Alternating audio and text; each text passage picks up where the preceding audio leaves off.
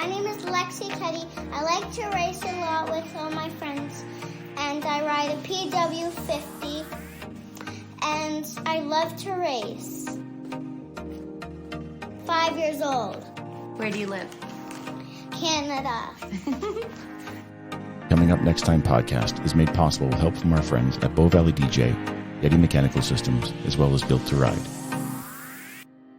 If you enjoy this podcast, one of the best ways you can help out is to share it with a friend. Share links to your favorite episodes on your socials. If you wish to contribute directly, head over to www.comingupnexttime.com and become a patron. All funds raised will go towards our giveaways, as well as they help out local clubs through our sponsorship program. Coming Up Next Time is a proud sponsor of the Rocky Mountain Dirt Riders Association. Since 2004, Rocky Mountain Dirt Riders Association has been working to take care of our local Alberta trail systems. Whether you're an experienced rider or new to the sport, the RMDRA welcomes you.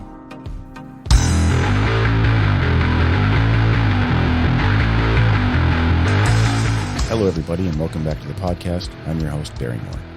My next guest is a local legend. She began her career producing small videos and posting them on YouTube, offering tips and advice for people looking to get into riding. It wasn't long after she got into Instagram that her star began to rise. Now, she hosts clinics around North America and still shares her adventures with us. She recently launched a website dedicated to helping riders, and I have to admit I've wanted to have this interview happen ever since the start of the podcast. For me, I feel it was worth the wait. Coming up next, this is Meggs Braap. A little less serious, I guess. I'm just going to ask an oddball question. You've been out there a lot, and you are a character, right? Like, not Meggs Braap as a character, but you have a lot of personality. And when you have your like tutu and you're goofing off on the bike and stuff, you must get a lot of people showing up to clinics and things, emulating that version of yourself. Has there been anyone who's like made a really good Meggs Braap impression for you? Like probably a little kid. I don't recall anyone specifically. I do get people in my clinics, and it's always the young kids where I'm like, oh, that could be like the next Meggs Braap, because they're so what's the word, like so dedicated and excited about the sport, I guess. And like I'll have kids that are like 12 years old, and they can't wait to. Oh, sorry, that's my dog. It's okay. They can't wait to hit the big log, and I'm like, okay, no. Like we got to work our way up to that. We have a 6-hour clinic, and we're doing that at the end, and all day, all you can see is them looking at the log, like stuff like that. Yeah. Which is awesome. I get grown adults who are like that too, but yeah, it's usually the younger kids who are like, "Give me the biggest log right away." That's awesome. Yeah, and it kind of makes me think like, you know, that could be someone who's super passionate about the sport. Maybe they'll turn out like me and want to share it. Who knows? Yeah, I guess I've been thinking about, like, since we started talking, how influencer is the wrong word to describe you.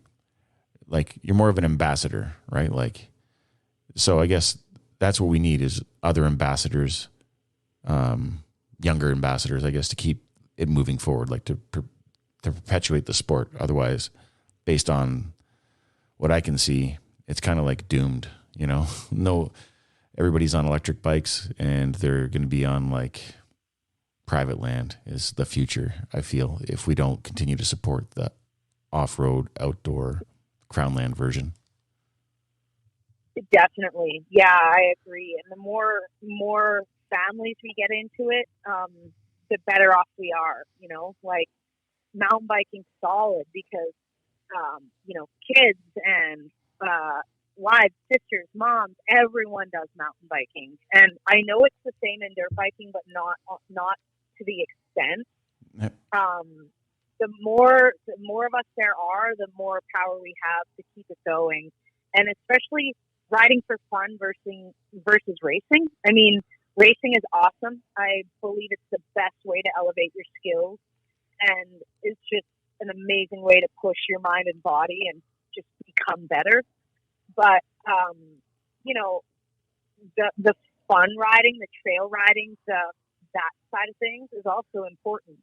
Those are the people who are going to want to keep those public riding areas open, right? Yeah. That stuff's really important. I agree. Like literally they're the future. So, do you find like, I guess, okay, I'm going to skip to something else now. So your clinics, right? Your riding clinics. Yep. Like, how do you feel the classes, like the group as they arrive versus how they leave? Like, what do you feel like the energy, the compare and contrast from arrival to departure? Like, how do you see it versus how they see it, I guess?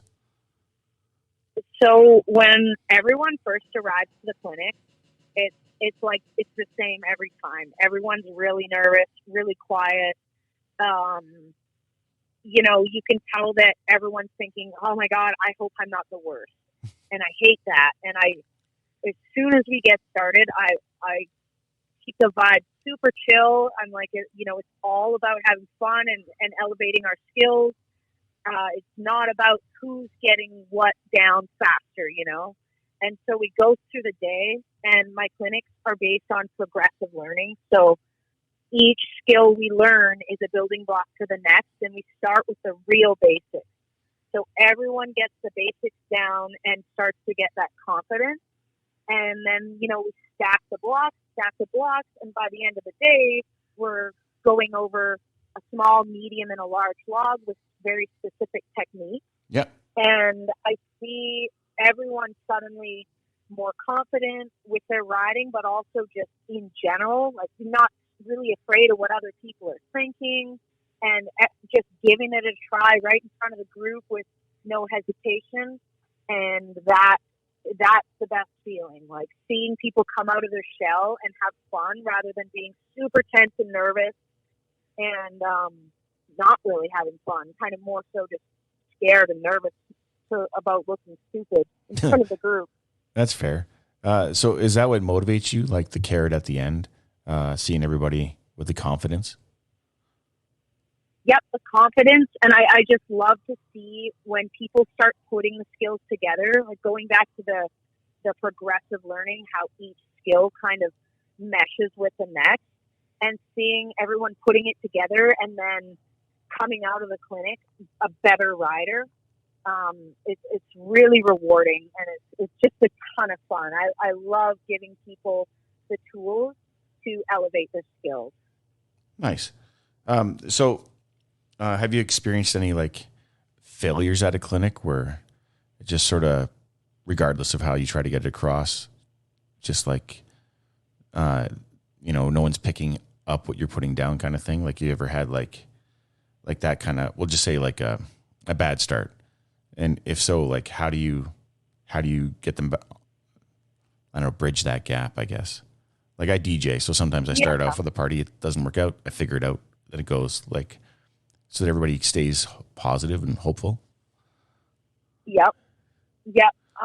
So I've definitely had groups that don't seem to jive well with each other, and who are really nervous, and no one's like, you know, when I say, does anyone have any questions? Everyone's dead silent and it's crickets and no one's saying a word. And I usually, in that scenario, I'll just power through. I'll bust out a drill that requires interaction and people partnering up and stuff like that, and just kind of break that awkwardness. And usually, like 9 times out of 10, by lunchtime, everyone's having a good time. Every once in a while, I'll get one person who comes to the clinic with the attitude of like, what am I going to learn? Like, what could she possibly teach me? And those are the worst. I hate when people have that attitude, because it's like, if you're closed-minded, you're not gonna learn. And Yeah, I know. But I can safely say I've never had that kind of person leave at the end of the day with that same attitude. That's sweet. They usually their tune halfway through, and it's usually when I'll humble them with like the full lock figure eight drill, and it's like, oh, you can't do a full lock figure eight? Well, you've got a lot to learn, man. Like most people can't do one, and that's okay. But right once they get humbled, they open their mind a little bit, and things go better. What is your favorite drill to teach? I guess then.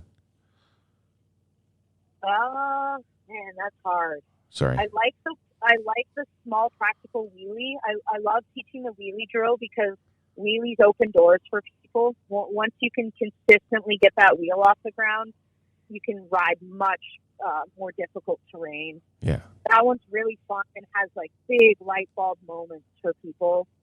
And then I like the figure eight because that's always the one that humbles people right in the morning, and gets people realizing that there's so much to learn in this sport. Like that, a lot of my drills are based on trials techniques, okay. And the full lock figure eight is one of those drills. And it's like trials riders are the best riders in the world, and like there's just an unlimited amount of skills and techniques and body positions and things to learn that will totally transfer into our enduro riding. So that techie stuff, I really like to teach that stuff too. That's fair. Yeah, I noticed that a lot of the hardest things to do are slow. And everybody just thinks, lots of throttle, lots of success, and not always the case. Like it's the slow stuff. Go slow to go fast. 100%. So out of all this, like what's your dream to get out of this experience of being Meggs Braap? Oh, that's a big question. Sorry. Apologies. No, like you mean kind of like my end goal? Yeah, sure. Like whatever, like a dream takeaway or anything like that. I mean, because I'm sure you're going to roll into the next thing, whatever that happens to be, because the horizon's always getting closer. So yeah, just out of this version, like whatever is happening right now, what do you hope to get out of this? So, I mean, my goal right now is to create a platform where I can help people with their riding, not just in person at my clinics, but online. And that's what my website's all about.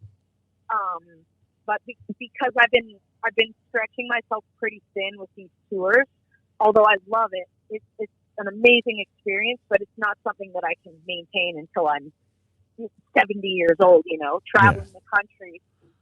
So I just want to be able to reach a lot of people and help people gain confidence and get into this sport and, learn skills that'll make them feel safer and more confident on the bike. And with the website, I'm going to be able to reach more people and do that, without wearing myself out so much, I guess. Yeah. So tell me about the website. Like, for those who don't know about it, just give me like the elevator pitch or whatnot. Okay. So basically the website is just a place where you can go. It is a membership-based thing. So like, some podcasters have a Patreon or like a page where people can go for extra content. Yep. Paywalls.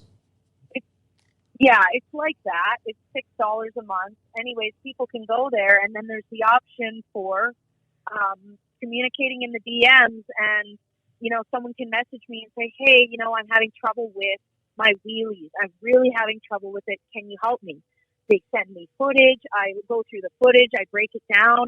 I tell them what they need to do, and then we go back and forth like that. And there's the option for custom videos, custom training videos, and all that sort of stuff. So basically clinics, little mini versions of clinics for people, but online, so they can take that and practice it at home, and I don't have to physically be there.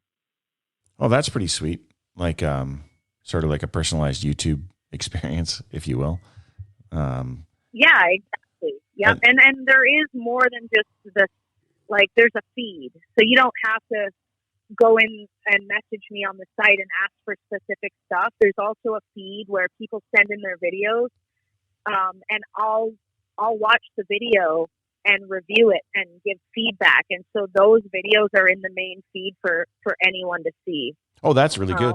So there's lots of good info. There's some bundles and packages people can purchase. Like there's a beginner bundle on there with, 5 videos to help a beginner rider get started, that sort of thing. Oh, that's really good. Like, and then is there like any community thing where like, I don't know, members and stuff can communicate, chat, share with each other, help each other, or motivate each other? So I don't have something specifically for that on the website right now, but there is like the ability to comment and like comment publicly to the other members and stuff like that under the videos and the posts. But that's it for that so far.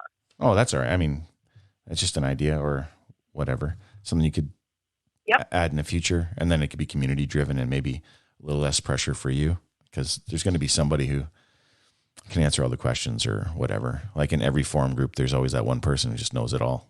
They probably don't do anything, but they can write the story well enough that everybody goes out into the world and does it, and they're like, "Thanks, man." So, for sure. Okay, well, like I know, like I've taken up a bunch of your time. Is there anything that we haven't talked about? Like I feel like we've gotten through a ton of stuff. Oh, I do have one thing I'm going to ask about. So as a BC Alberta resident, where were your favorite places to ride? Ooh, that's a good one. So my all-time favorite place in BC is probably, I got 2. So we got the classic McNutt. I'm sure you've ridden there. Yeah. Okay. So I love McNutt just because it's so special and so different from everything else. And I mean, there's some stuff there that's pretty gnarly. Every time I go ride McNutt, I leave humbled. I'm always like, oh, I'm a much better rider this time. This is good. It's going to be easy. And then we'll go ride like one of the double reds or something. And I'm super humbled and like, wow, I do still suck. So I really like that. And then my home riding area also in BC is called Bear Creek in Kelowna. Yep. And that's kind of where I learned to ride, and it's just it's got a special place in my heart. I mean, it's endless mountain single track too. Like the trails are just excellent. And I'll always love Bear Creek. Nice. Yeah, I like BC versus Alberta. I guess the trail signage is much better in BC. Like it's more. Oh yeah. I haven't ridden much in Alberta. I don't even think I've really ridden any of the. Oh, you know what I have? I've ridden some single track in the mountains one time, but I don't even remember what the riding area was called. Oh, that's all right. You should definitely come and check it out. Like McLean Creek, Wypress Fallen Timber area, and there's some up like northern Alberta. There's so much variety here. Yeah, definitely. I've heard of the McLean Creek area a bunch and have been meaning to do some riding out there. I'm hoping maybe this year when I go on tour, I might be doing some clinics out there. Oh, nice. So maybe I can take time to hit up some of the local riding areas. Yeah, I'd say bang for your buck, McLean Creek would be a good spot to host a clinic, just because it's easy access for everybody. There's plenty of parking. It's doesn't require a lot of local knowledge to find the spot to start, if that makes sense. Whereas out in Wypress and things, you got to use GPS coordinates to get everybody to the right spot. I mean, those who know, but I mean, a clinic, you're going to expect some people who have never been out, so they wouldn't know. And then it might be hard. I don't know. Right. Yeah. But there's tons and tons of great spots. I don't know. It's enough to ride the rest of your life out here. So, I can. There's a women's clinic in Revy. Have you ever been to that? I'm trying to remember the name of it for the life of me. Oh, the Triple B. Yeah, that's the one. Yeah. So I haven't been to that. I meant to go, but I was always in like a different state when they had it going. But the group that I've been working with, Traction E-Rag, Yeah. they went last year, I think, and I think they even did some clinics there, and they said it was epic. I've been meaning to get to that. Yeah, it's one of the. It's I'm hoping to go take part. I thought it was a women's only event kind of thing, but I guess speaking with one of the people from the group, they just basically, if you can have a dick, just don't be a dick. That's sort of the rule. So, Right. Yeah. Okay. I'd like to take my wife and let her go like crazy without me, I guess. Like I don't know. I just feel like women riding groups they're massive now. Like, just it's incredible. Definitely. Okay, and you travel the States. Oh, sorry. Go ahead. Oh, I was just going to say there's a cool. I don't know if you've heard of Trailbound Ladies.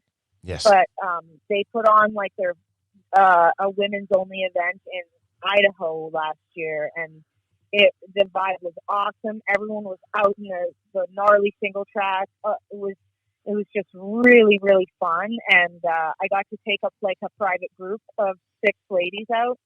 And it turned into this thing where, we're way up on the top of the mountain on one of the hardest trails. And it's like, we can't go back the way we came because we're not going to have enough, energy and like fuel. And it turned into this big adventure. And it was just really cool. Like, tons of fun. So of all the places, like you've explored North America now, where's your favorite place to ride in the U.S.? Like I see you post Arizona and Utah and all that kind of stuff. Texas. Yep. Like, obviously these are all hot, dry places, but where do you love to ride the most? So my favorite place to ride and be is probably in the Phoenix, Arizona area, just because there's such a wide variety of terrain. Like you've got your classic desert terrain, you've got big boulder canyons, you've got all sorts of even wooded mountain single tracks. And just the weather here is excellent at this time of year. So there's that, and then Utah in St. George is also right up there. Like I can't remember the name of the riding area. I'm so bad for that. But it was just like these giant orange sand dunes. And right there within the same area is like classic Utah slick rock too. Like, so all that cool stuff you always see people riding on YouTube is right there in that same riding area. And I just thought it was absolutely amazing. Like, just super cool. And then there's one more place that comes to mind, and that's in Pennsylvania. Okay. So it's like the complete other end of the spectrum. Like out in PA, the terrain is slipperier than you can even imagine. Like you think rocks are slippery in BC when it's rainy, and then you go to PA and you're like, oh my gosh, this is ridiculous. It's because of the humidity, the rocks sweat, and everything's just so slippery, and it's so challenging and just amazing. Okay. So for bike setup, because we never really talked about that, when it comes to tires, what do you like to ride? Like gummy tires or regular enduro tires, hard tires, or is it just like now that you're going everywhere, it's sort of like depending on the area? So I don't really change my tire setup depending on the area, just because I don't have the time and energy to swap tires unless my tires are wrecked. Yeah. I run the same setup all the time, and that's akin to Ibex usually, or akin to gnarly. And they're both gummy tires. Being a light rider, traction is probably my biggest struggle. Okay. The bike barely knows I'm on it, and it's really hard to get traction in gnarly terrain. So the gummy tire is, hugely helpful there. And then I'll run a tubeless with part of a moose in there as well, and I run like 0 psi, so I'm getting ultimate traction. Okay. Now, if I have time or the means, I'll put air in it if I'm going to be riding fast desert stuff. Like I wouldn't choose to ride a flat 0 psi setup in the desert, but I'll just put 6 psi in my tubeless or 5 psi and go. Okay. And you're on a new bike now, right? Like the GX or something.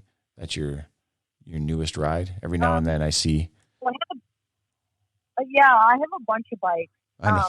The GTX is a new addition to the mini fleet, I guess, and I'm super impressed with it so far. I've been spending most of my time on it just because I've wanted to put hours on it and start to find its flaws and see where I can make it better and that sort of thing. Yep.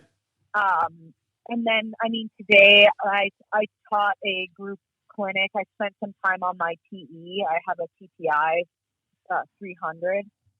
So I'm kind of on different bikes all the time, but the GTX is super intriguing to me because its price point is so much lower than the rest.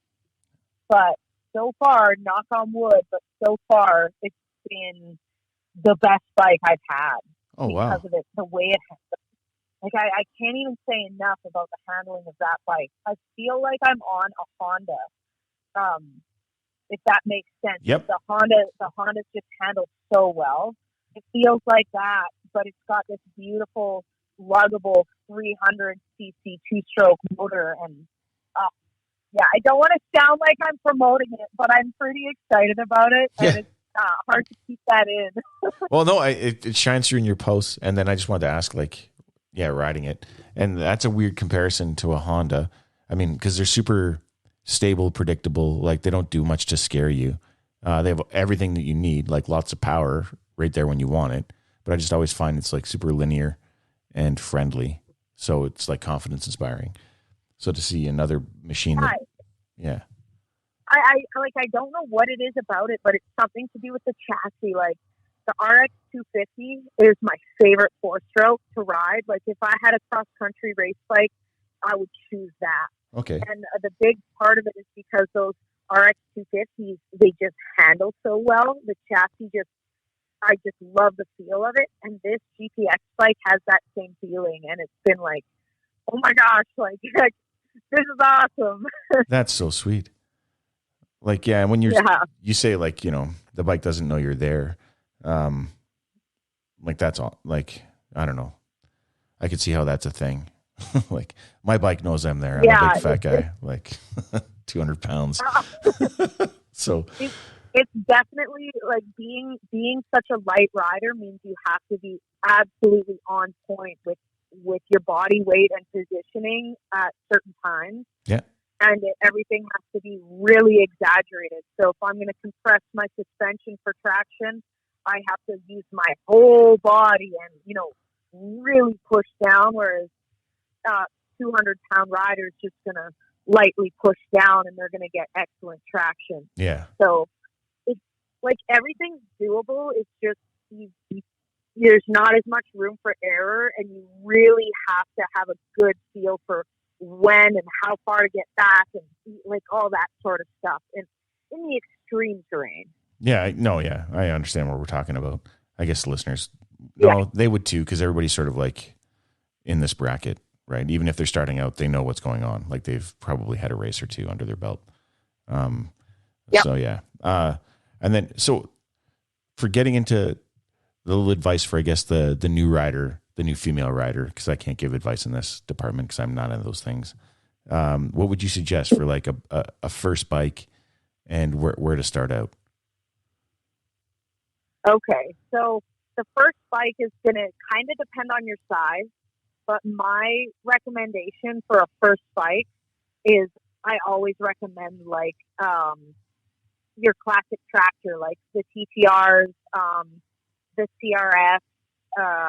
My first bike was a TTR 125, and I jumped up to a KX 250F way too early, and it scared myself. And and had like a really steep learning curve. And I wish I hadn't done that. I wish I had mastered the basics on a smaller, more linear, smooth bike in the beginning, and then moved up. So I always recommend that to anyone starting out, not just women, but I know women can.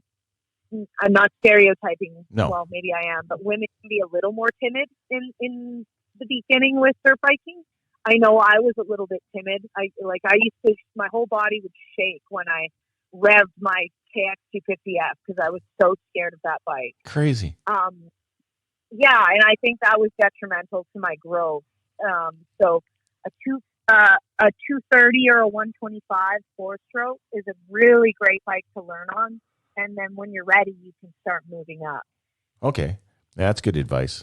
But I never, I guess I never even imagined being afraid of the bike. Like, really?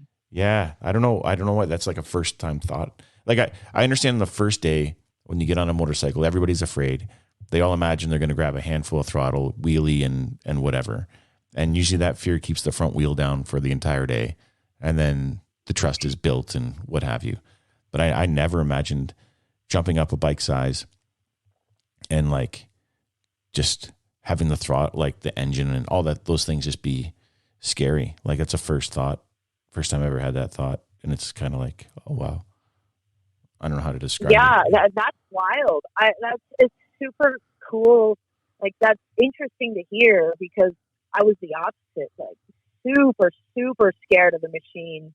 And just like the thought of falling was not only for my own safety, but the thought of breaking something on the bike, like all of that just terrified me.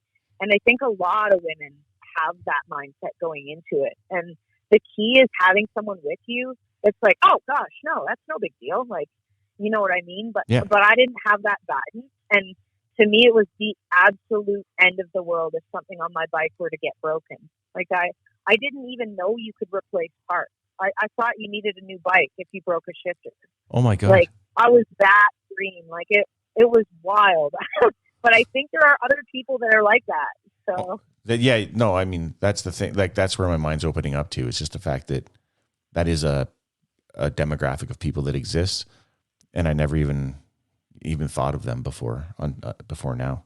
Like, so if you were that green, forgive the question, like, why did you even start? Like, what was your draw to motorcycles then? If you were afraid that breaking a lever meant you had to spend another $6,000 to $10,000, like, why would you even throw like it's an expensive shifter? Yeah. No, so I was super outdoorsy. I always have been, and I wanted some way to explore the mountains. And so I never envisioned myself riding up rock faces and riding hard enduro. I didn't even know that existed. But I wanted a way to putt around in the mountains on Forest Service roads and just go places. And so that's how it started. And I figured, you just keep the rubber side down and you putt around on the roads, and that's what it is. But then I've also got this side of me where it's like, once I start something and get into it, it's like you start feeling progress and you start realizing you can do things. It just snowballs from there. And thankfully I did meet some people in the sport, specifically a man named Hippie. Yeah. And he opened my eyes to like single track. And I mean, I had been riding single track when I met him, but he took me in over my head and showed me like, it's all right. Like I'd be crying on the side of the trail because I was so worn out. And he would just sit there and he'd be there for me, but he would be like, don't be a sissy. Like, yeah, it was super cool. It's a proper riding friend. Like, yeah, totally. Yeah. You need like both things on the trail when you're starting out. You need someone to be like your bestie and your worstie at the same time. Like someone who's comforting you and someone you can't let down at the same time. I don't know how else to describe it. Like, it's just a hill. Let's just do this hill. And you're like, but it's a giant hill and I've never done a hill. It's okay. Watch. And then they wait for you at the top and you just got to figure it out, and they'll ride down and give you some pointers and then wait for you at the top or stay at the bottom. Like, yeah. So, And yeah. was hippie like, is that was like your first and only riding group, or like did you progress through other groups? How did that like? Because that's a big deal. I think that's how progression happens. Like as you, I don't want to say outgrow a group, but like availability to each other sort of changes and things. So you have to ride with somebody else, and then your network grows, and with that, your opportunities for growth happen. Would you say that's a fair assessment? Yeah. I mean, I've met lots of friends along the way who are better riders than me and who have opened my eyes to certain things, made me more well-rounded. But like, I don't feel like I ever outgrew my hippie, if that makes sense. Like, Yeah. yes, I'm faster than him now, and he, you know, I always bug him about that. But yeah, like different groups of people, I guess, who are willing to do different things. Like I won't ask certain people to go ride the hard enduro Boulder Canyons down here in Arizona with me, right? Like, Yeah. There's certain people you know are down for a supper fest, and other people who just want to be there on a funner, more chill day. But yeah, there's definitely different people for different types of riding. But for the most part, I hang on to my people who are in it for, you know, the gnar, for no matter what we're doing, they're in it, you know? Yeah, I get that. That makes a lot of sense. Yeah. And I'm glad it's like that, actually. Okay, well, I'm going to pause this here. Oh, before I go any further, is there anybody you want to thank, like, you know, the podium speech thing, all your supporters or sponsors or that kind of stuff? Yeah, I mean, I just want to thank the people that follow me and support what I'm doing. The people that are supportive mean the world to me, and they're the reason why I continue to make these videos, and honestly why I've made such a crazy lifestyle change to do this for a living. I really love sharing this stuff with the people, so big thanks to them. And I mean, yeah, those people are what keeps me going. That's awesome. Oh, okay, I'm going to sign this off right now. Well, that brings us to the end of another episode. I want to thank my guests for taking the time to sit down and chat with me. A special thank you to you, my supporters. Without you, this would not be possible. If you enjoyed the show, give it a 5-star rating. And if you haven't already, be sure to like, subscribe, and share. If this is your first time listening, I encourage you to take the 3-episode challenge. Once again, thank you for your continued support, and stay tuned to find out what's coming up next time.